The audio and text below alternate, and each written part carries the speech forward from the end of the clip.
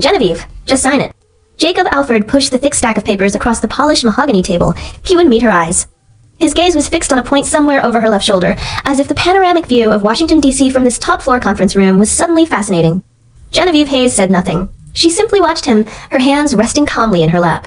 Across from her, Carly Roman tapped a perfectly manicured, blood-red nail against the table surface. Tap, tap, tap. The sound was a sharp, impatient counterpoint to the city's distant hum. Honestly, Jacob, what is there to discuss? Carly sighed, the massive diamond necklace around her throat glittering under the recessed lighting. It looked cold, heavy. Jacob cleared his throat, a dry, rasping sound. It's a generous offer, general more than fair. Genevieve's eyes, the color of deep forest green, finally moved from Jacob to the papers. She didn't read them. She knew what they said. They were an erasure. A legal document designed to nullify 13 years of her life in exchange for a sum that wouldn't cover a down payment on a decent apartment in the city. Her silence stretched, filling the room until the air grew thick and hard to breathe. Jacob shifted in his expensive, custom-tailored suit. He ran a finger under his collar, a nervous tick she knew well. Finally, she spoke. Her voice was low, devoid of the hysteria they had clearly been expecting. The suit you wore to your Yale Law School graduation, Jacob. Who paid for it?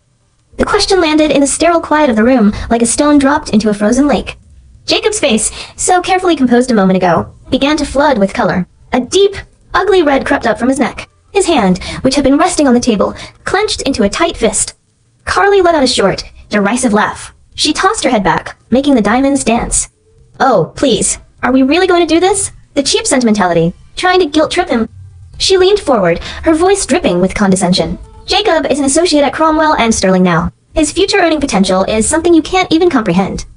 A faint, ironic smile touched Genevieve's lips. His future? She let the question hang in the air for a beat. His future was paved with my past. With my savings. With 13 years of my life. Her gaze locked onto Jacob, and this time, he couldn't look away. He was pinned by it. When your father passed away, who covered the funeral expenses because you were a broke student? A muscle in Jacob's jaw twitched violently. His lips turned pale. When you were applying to law school, who stayed up for 3 nights straight editing your personal essays? Who paid the application fees and the full tuition so you wouldn't have to take on loans?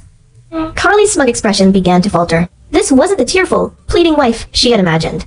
When you first made associate and couldn't afford a decent apartment near the firm, who gave you the keys to the house her parents left her, while she went and rented a small studio for herself? With each question, Jacob seemed to shrink in his chair, his shoulders slumped. His head bowed lower and lower, until his forehead was nearly touching the glossy surface of the table that represented everything he had betrayed her for. Enough! Carly slammed her hand on the table, the sound making Jacob flinch.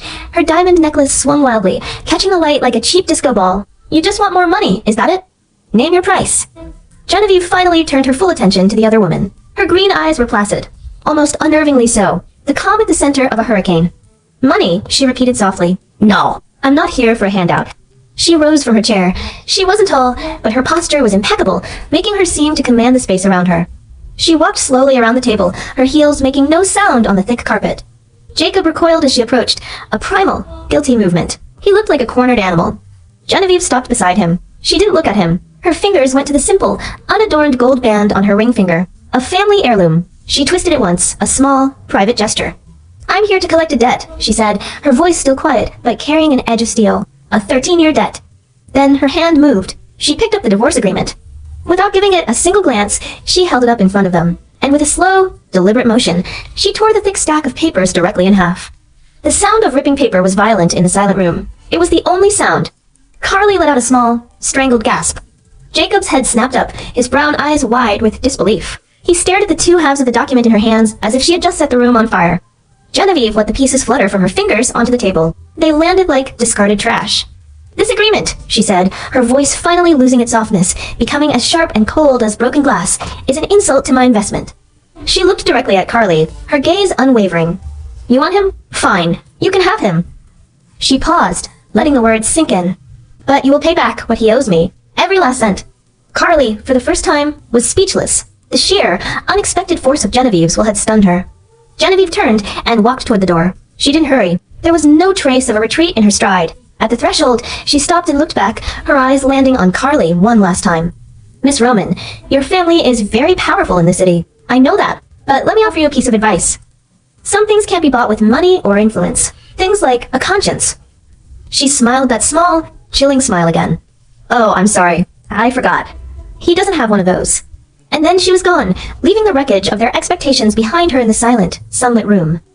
heavy door clicked shut, leaving a silence that was louder than Carly's earlier outburst. For a moment, Jacob and Carly just stared at the empty doorway, then at the two halves of the torn agreement lying on the table.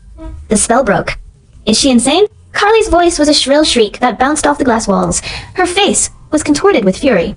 She grabbed a crystal water bottle from the table, her arm cocked back to hurl it at the door. Carly, don't. Jacob lunged forward and caught her wrist. The bottle clattered back onto the table, spilling water across the polished wood. Let go of me, she hissed, trying to wrench her arm free. Who does she think she is? Ain't nobody. A pathetic little housewife who spent 13 years living off your potential while I actually have a future. Jacob's face was ashen. It wasn't just anger he felt. It was a deep, unsettling fear. This wasn't the Genevieve he knew. The woman he had married was gentle, supportive, and accommodating. The woman who had just walked out of this room was a stranger, calm, precise, and terrifyingly in control. She hadn't shed a single tear. He had expected a messy, emotional scene. He had been prepared for crying, for begging, for accusations. He was not prepared for this cold, methodical demolition. Meanwhile, in the hushed, carpeted hallway, Genevieve walked to a floor-to-ceiling window at the far end. She leaned against the cool glass for a moment, looking down at the traffic crawling along K Street. Her heart was hammering against her ribs, a frantic bird trapped in a cage. But her hands were perfectly steady. She took a deep, measured breath, then another. She pulled her phone from her purse, her fingers moving swiftly across the screen. She felt the number and pressed call. It was answered on the first ring.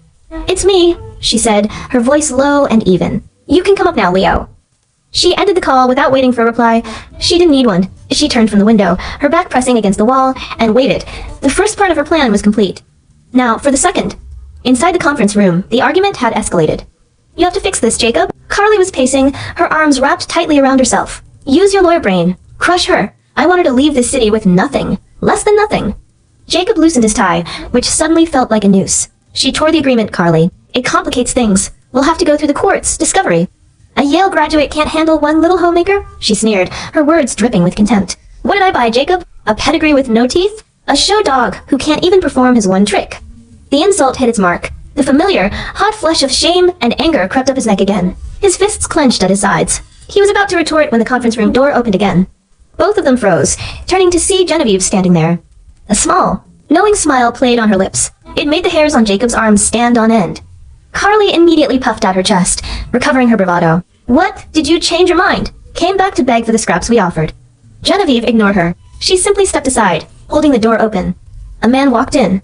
He was tall, with a lean, wiry build. He wore a scuffed leather jacket, faded jeans, and worn boots that were utterly out of place in the corporate luxury of Cromwell and Sterling.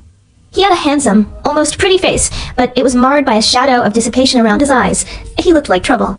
Jacob frowned, his lawyerly instincts on high alert. "Who are you? This is a private meeting."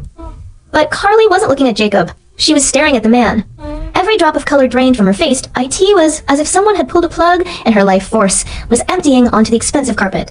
Her mouth fell open slightly, and a tremor started in her hands, so violent she had to grip the edge of the table to steady herself. Genevieve watched this reaction with clinical detachment. It was exactly as she had predicted. The man, Leo Vance, paid no attention to Jacob. His eyes, a hungry, assessing blue, swept over Carly. He took in the designer dress, the panicked expression, and the ridiculously large diamond necklace. He let out a low whistle. "Well, Genevieve," he said, his voice a low, gravelly drawl. "Looks like your competition is even richer than I thought." Jacob's confusion morphed into alarm. He stepped in front of Carly, a protective, instinctual gesture. "What is this? What do you want?" he demanded. Leo ignored him completely. He walked toward Carly, his movements slow and predatory. She flinched as he got closer, looking like a trapped doe. He stopped in front of her, leaned down, and brought his face close to hers. The air crackled with tension. In a voice that was both intimate and menacing, he murmured, "Hey, baby, long time no see. You miss me?" The words hit Jacob like a physical blow. His head whipped around, his eyes wide with dawning, horrified comprehension as he stared at his fiancée.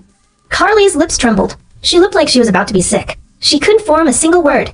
Genevieve, who had been watching from the doorway like a director observing her own play, finally moved. She crossed her arms, the simple gold band on her finger catching the light. Her calm voice sliced through the thick, poisoned atmosphere. "Now, Jacob," she said, "I believe we can start talking about that divorce agreement again." She paused, letting her gaze drift from Jacob's stunned face to Carly's terrified one. "Or perhaps we can talk about how much hush money your fiancé is willing to pay." Jacob's mind was a maelstrom of confusion and dawning horror. The man's words, Carly's terror. It was a puzzle he couldn't piece together, but every possibility was a nightmare. He grabbed Carly's arm. It was ice cold and trembling. "Carly, what is he talking about? Who is this man?" I don't know him, she cried, her voice thin and reedy. She shook her head frantically, her eyes wide with a desperate, unconvincing denial. He's a lunatic, Jacob. He's trying to extort us. Leo chuckled. It was not a pleasant sound. It was low and mocking, full of a lazy confidence that made Jacob's stomach clench. A lunatic, huh? Leo drawled, reaching into the inner pocket of his leather jacket. He pulled out a sleek, modern smartphone that seemed at odds with the rest of his worn-out appearance. His thumb swiped across the screen with practiced ease. Then, he turned the phone and held it out for Jacob to see. The world stopped. On the screen was a photograph. The background was unmistakably the presidential suite of the Four Seasons, and in the foreground was Carly. She was wearing nothing but a champagne-colored silk robe, which had slipped off one shoulder. Her head was thrown back in laughter as she pressed an intimate kiss to Leo's cheek. Leo, holding the phone, was grinning triumphantly at his own camera. The air rushed out of Jacob's lungs. He stared, frozen, at the image. The look on Carly's face was one of unguarded, giddy affection, a look he had never seen before. No, Carly shrieked, lunging for the phone. Leo was faster. He sidestepped her clumsy attack with a dancer's grace, holding the phone high out of her reach. Careful, baby, he taunted, a cruel smirk on his face. I've got a whole album. You want to see the videos? She's very expressive. You'd learn things about your fiancé, my friend. Things money can't buy. Jacob stumbled backward, his legs suddenly weak. He bumped hard against the conference table, the impact jarring his entire body. The sound echoed in the silent room. He looked at Carly, truly looked at her, and saw not his powerful, glamorous fiancé, but a cheap, lying stranger. The humiliation was a physical thing that IT felt like swallowing hot acid. He had thrown away 13 years of loyalty for this. For a woman who cheated on him in hotel suites with men who looked like they belonged in a back alley bar. He was the biggest fool in Washington, D.C. Carly's panic finally curdled into rage. She spun on Genevieve, her face a mask of venomous hatred. You, she screamed, pointing a trembling finger. You did this. You set me up, you vicious, scheming bitch. You couldn't keep your husband, so you had to destroy mine. Genevieve met her fury with an unnerving calm. She tapped her temple with a thoughtful finger, a small, controlled gesture. I merely invited a guest to our divorce proceedings, she said, her tone mild. I thought it was relevant. After all, it pertains to the future stability of my husband's next marriage. Given his track record with fidelity, I felt it was my duty to be concerned.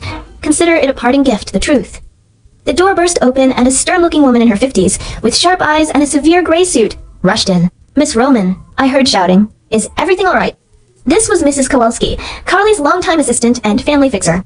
Her gaze swept the room, taking in Carly's hysteria, Jacob's shell-shocked expression, the smirking stranger, and the calm, watchful presence of Genevieve. In seconds, her experienced eyes assessed the disaster. She moved swiftly to Carly's side. Miss Roman, be quiet, she commanded in a low, steely voice. Then she turned to Leo, her expression all business. Sir, you have a demand. State it. Leo glanced at Genevieve, a flicker of a question in his eyes. He was the actor, but she was the director. Genevieve knew her cue. The stage was set. The audience was captive. It was time for the final act. She walked over to Jacob. He looked utterly broken, his expensive suit suddenly looking like a costume on a pathetic mannequin. Jacob, she began, her voice crisp and clear, devoid of any emotion. Let's do the math. She ignored the others, focusing solely on the man she had once loved. 3 years of Yale Law School tuition, $210,000. Living expenses, at $2,000 a month for 36 months, $72,000. Your father's funeral, $15,000. The car you've been driving for the last 6 years, which is in my name, plus insurance and maintenance, approximately $20,000. And the house, my parents' house. You lived there, rent-free, for 5 years. At market rate for Georgetown, that's a conservative estimate of $180,000. With every number she recited, Jacob's face grew paler, until it was the color of chalk. Genevieve took out her own phone and opened the calculator app. The modern, mundane action was somehow more brutal than any shouting could have been. This, of course, doesn't account for the intangibles, she continued, her voice level. Like the PhD program I gave up to support us, or the career I put on hold, so you could build yours. We'll leave those out for now. Let's stick to the cold, hard cash. She finished her calculation and turned the screen toward him. The final number glowed there, stark and unforgiving. So, you have 2 choices, she said softly. Option 1. Your fiancé's little adventure becomes the front page story of every gossip blog in the country by morning. Her eyes flickered to Carly's horrified face. Option 2. You give me back what is mine. We sever all ties, and I walk away with my guest, and this whole unfortunate business disappears. Jacob's gaze lifted from the glowing number on her phone. He looked at Carly's tear-streaked, terrified face. He looked at Leo's smug, expectant grin. And finally, he looked into Genevieve's cool, green eyes. The room began to spin.